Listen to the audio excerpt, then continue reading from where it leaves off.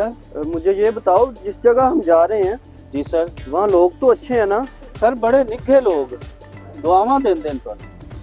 Vote Schott देंगे हमें? Sir त्राए नस्लों तू ਆਪਾਂ नहीं वोट देंदे पे, ਵੱਡੇ ਸ਼ਾਹਰਾਂ ਨੂੰ ਵੀ ਉਹਨਾਂ ਨੇ ਵੋਟ ਦਿੱਤੇ ਹੈ, ਅੱਬਾ ਸਾਈ ਨੂੰ ਵੀ ਵੋਟ ਦਿੱਤੇ ਹੈ, ਤੇ ਤੁਹਾਨੂੰ ਵੀ ਦੇ ਸਿਰ ਤੇ ਅਗਲੇ त्राए ਨਸਲਾਂ ਆਪਾਂ ਦੇਂਦੇ ਰਸਲ ਵੋਟ। मतलब फिर तो नस्ल दर नस्ल हमारे गुलाम ਜੀ ਆ ਜੀ ਆ ਜੀ ਆ ਜੇ ਪੈਰ ਨਹੀਂ ਪਟਦੇ ਨੇ ਆਪਣੇ ਤੋਂ ਇਲਾਵਾ, ਜਿਵੇਂ ਆਪਾਂ ਆਖਸੇ ਉਵੇਂ ਕਰਸਣੀ ਇਸ਼ਾਰਿਆਂ ਤੇ ਚੱਲਦੇ। सर जी मेरा इलेक्शन जीतने तो बाद को साडा ख्याल रखना। पार्टी का प्लान तो है पंजाब को 2 सूबों में तकसीम करने का, तो देखते हैं उसमें बेतहाशा सीट निकलेंगी तो वो आपको भी दे देंगे, अपनी मनमानियाँ करते रहिएगा, फिर भाग लगे रहन जी आपको होर कामयाब देवे। सर जी वो कोई लोग बैठे ना आप टकरते ना जाइए, इलेक्शन कैंपेन करते जाइए। हाँ मिल लेते हैं उनसे, लोगों से मिलना तो है।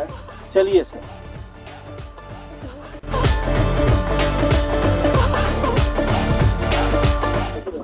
ਉਹ ਭਾਈ ਜਿਵੇਂ ਜਿਵੇਂ ਇਲੈਕਸ਼ਨ ਨੇੜੇ ਆ ਰਹੇ ਨੇ ਉਵੇਂ ਉਵੇਂ ਸਿਆਸਤਦਾਨ ਢੁਕਦੇ ਆ ਰਹੇ ਨੇ, ਜਿਹਦੇ ਦਾ ਹੱਥ ਪੈ ਰਿਹਾ ਉਹ ਲੁੱਟੀ ਜਾ ਰਿਹਾ। ਉਹ ਬਜ਼ੁਰਗੋ ਤੁਸਾਂ ਤੇ ਉਮਰ ਲੰਗਾਈ ਏ, ਹੁਣ ਸਾਡੀ ਵਾਰੀ ਏ। ਇਲੈਕਸ਼ਨ ਦੇ ਪਿੱਛੇ ਤੇ ਇੰਜ ਲੋਕੀ ਜਾਂਦੇ ਨੇ ਜਿਵੇਂ ਹਾਲੇ ਜੰਮੇ ਹੀ ਨਹੀਂ। ਹਾਂ ਹੁਣ ਤਾਂ ਹੀ ਤੁਸੀਂ ਉਹਨਾਂ ਨੂੰ ਵੋਟ ਦਿੰਦੇ ਆ ਰਹੇ, ਕਦੀ ਪੁੱਛਿਆ ਕਿਉਂ ਨਹੀਂ ਕਿ ਉਹਨਾਂ ਤੁਹਾਡੇ ਲਈ ਕੀਤਾ ਕੀ ਏ? ਪਾਪਾ ਜੀ ਮੁੰਡੇ ਦੀ ਗੱਲ ਤਾਂ ਸਿਆਣੀ ਹੈ ਕਿ ਅਸੀਂ ਅੰਨ੍ਹੇਵਾਹ ਉਹਨਾਂ ਨੂੰ ਵੋਟ ਦਿੱਤਾ ਹੈ, ਤੋ ਅੰਨ੍ਹੇਵਾਹ ਸਾਨੂੰ ਰੱਜ ਕੇ ਲੁੱਟ ਰਹੇ ਨੇ। ਮੇਰਾ ਤੇ ਨਾਰੇ ਮਾਰ ਮਾਰ ਕੇ ਸੰਗ ਹੀ ਸੁੱਕ ਗਿਆ। ਔਰ ਤੁਸਾਂ ਜਿੰਨੇ ਮਰਜ਼ੀ ਨਾਰੇ ਲਾਓ, ਸਿਆਸਤਦਾਨਾਂ ਨੇ ਤੁਹਾਨੂੰ ਦਾ ਹੀ ਲਾਣਾ ਹੈ। ਵੇਖ ਲਓ ਹੁਣੇ ਕੋਈ ਨਾ ਕੋਈ ਸਿਆਸਤਦਾਨ ਕਿਸੇ ਨਾ ਕਿਸੇ ਖੋਦੀ ਤੋਂ ਨਿਕਲ ਕੇ ਆ ਹੀ ਜਾਏਗਾ। अस्सलाम वालेकुम बुजुर्गो। वालेकुम सलाम जनाब, कैसे हैं आप? जी मेहरबानी। ये आपने जी होवन वाले एमएनए साहब हैं। अच्छा जी, तशरीफ रखो जनाब।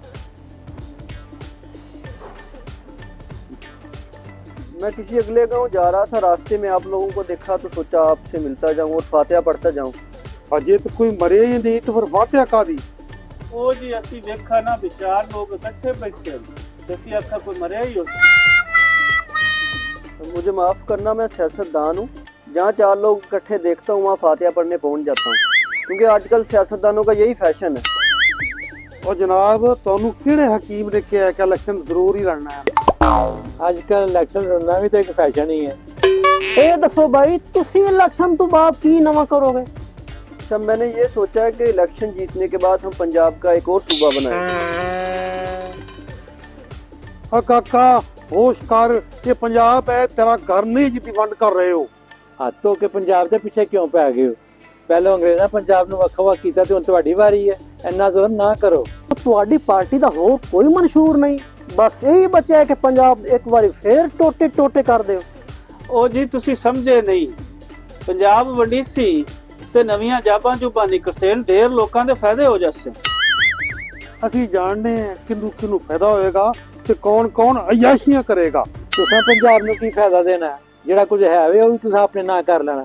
ਤੁਸੀਂ ਸਾਰੇ ਰਲ ਕੇ ਹਰ ਪਾਸੋਂ ਪੰਜਾਬ ਨੂੰ ਘੇਰਾ ਪਾ ਕੇ ਤੇ ਲੁੱਟਣਾ ਚਾਹੁੰਦੇ ਹੋ। नहीं, ऐसी बात नहीं है, हमारे बड़े भी यही चाहते हैं कि आप हमें वोट दे के हमें कामयाब करवाएं। ਉਹ ਜੀ ਉਹ ਵੱਡੇ ਨਹੀਂ ਹਨ, ਪਿੰਡੀ ਵਾਲੇ ਚੌਧਰੀ ਸਾਹਿਬ ਉਹ ਵੀ ਹੈ ਚਾਹ। जी मुंशी साहब ठीक कह रहे हैं, उनका भी यही फैसला है कि पंजाब से एक नया सूबा निकाला जाए। ਓ ਮੁੰਡਿਆ ਡਾਂਗ ਫੜਾ ਮੇਰੀ, ਬੜੀ ਦੇਰ ਚੁੱਪ ਰਹੇ ਆ, ਨਿਬੜ ਲੈਨੇ ਆ ਤੁਹਾਡੇ ਨਾਲ। ਉਹ ਸਾਡੇ ਘਰ ਦੇ ਵਿੱਚ ਬਹਿ ਕੇ ਪੰਜਾਬ ਦੀਆਂ ਵੱਡੀਆਂ ਪਾ ਰਹੇ ਹੋ। ਉਹ ਨਸੋ ਇੱਥੋਂ, ਤੁਹਾਡੇ ਵੱਡਿਆਂ ਦੀ ਵੀ ਆਤੀ ਦੀ ਚਾਚੀ। ਸਰ ਜੀ ਪੰਜਾਬੀ ਤੱਪ ਗਏ ਨੇ, ਉੱਠੀਵੋ ਉੱਠੀਵੋ। ਵਾਹ ਬਾਬਾ ਵਾਹ, ਅੱਜ ਤੇ ਖੁਸ਼ ਕੀਤਾ ਜੇ। ਪਤਾ ਨਹੀਂ ਕਿੱਥੋਂ ਆ ਜਾਂਦੇ ਨੇ, ਪੰਜਾਬੀ 'ਚ ਗੱਲ ਕਰਨੀ ਆਂਦੀ ਨਹੀਂ ਤੇ ਪੰਜਾਬ ਦੀ ਵੰਡ ਕਰਨ ਦੀ ਗੱਲਾਂ ਕਰਦੇ ਨੇ। ਓਏ ਹੁਣ ਨਾ ਲੱਤਾਂ ਭੰਨ ਦਿਆਂਗੇ ਜੇ। ਬਾਬਾ ਜੀ ਉਹ ਤੇ ਨਸ ਗਏ ਜੇ। ਹੁਣ ਇਹੋ ਜਿਹੇ ਸਿਆਸਤਦਾਨਾਂ ਨੂੰ ਕੋਲ ਨਹੀਂ ਬਿਠਾਣਾ, ਨਸਾਣਾ ਹੈ। ਤੇ ਬਾਜੀ ਹੁਣ ਤਾਂ ਸਾਡਾ ਇੱਕੋ ਹੀ ਨਾਰਾ ਹੈ, ਜਿਹੜਾ ਪੰਜਾਬ ਨੂੰ ਕਰੇਗਾ ਵੱਖ, ਸਮਝੋ ਸਾਡੀ ਲੈ ਗਿਆ ਅੱਖ। ਓ ਜੀਓ ਸ਼ੇਰਾ ਇੱਥੇ ਰੱਖ। ਵਾਹ ਵਾਹ ਵਾਹ ਵਾਹ ਵਾਹ।